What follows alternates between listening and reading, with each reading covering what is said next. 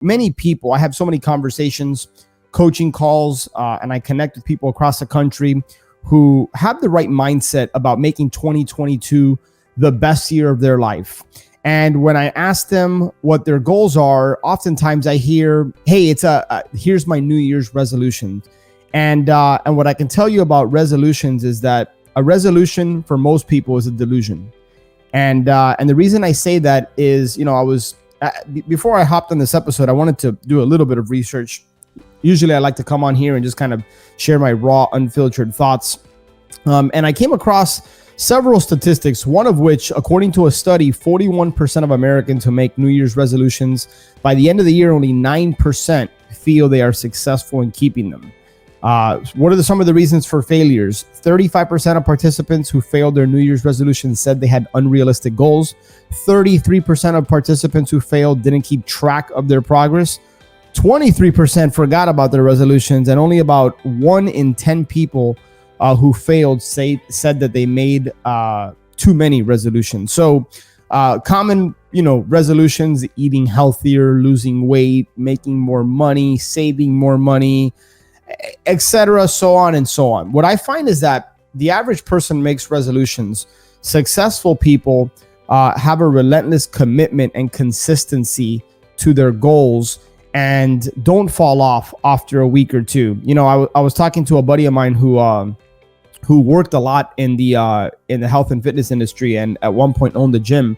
And he said, most of our sales came December, and our gyms were always packed January and February. But then it's interesting, March and April was sharing with me that it just got there wasn't as many people, and then so on and so on. And then you would tend to see a spike before the summer because people are trying to get their beach pods going. And then, August, September, it starts to fall off. And then by the end of the year, during the holidays, it really falls off until the new year. If you have a resolution, chances are, I'm not a dream killer. I'm somebody who's here to encourage and uplift you. That's part of the reason and my drive and motivation for doing this podcast. But I can tell you, if you have a resolution, you're already setting yourself up for failure. Reframe it. Drop the word resolution and just say you're going to have a relentless commitment to execution.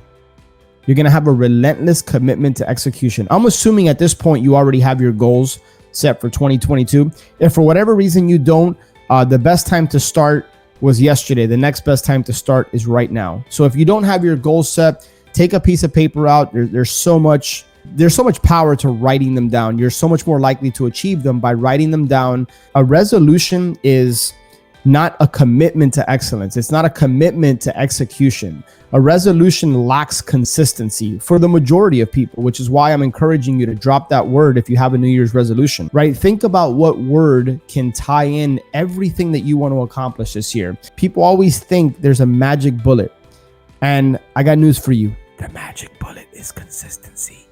That's the magic bullet, my friends. It's just being consistent with the right actions. Now, you might not know what the right actions are, and that's why you got to continue to put the work in. That's why you got to surround yourself with coaches and mentors, be a part of a high-level community, a mastermind like Ascend. You want to surround yourself with people that can help you spot or see the blind spots, because you don't know what you don't know. And then you have to have a plan of action. You have to be flexible with that plan. And then again, it's a commitment to relentless execution.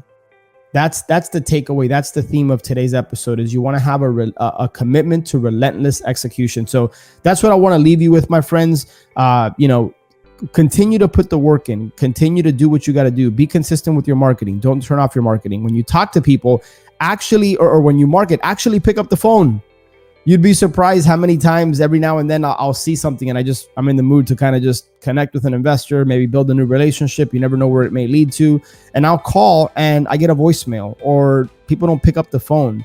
It drives me crazy because we spend so much time, energy, and money on marketing, and yet we don't even have somebody picking up the phone. And I get it. This isn't a debate about, my system is driving them to voicemail and then calling them back.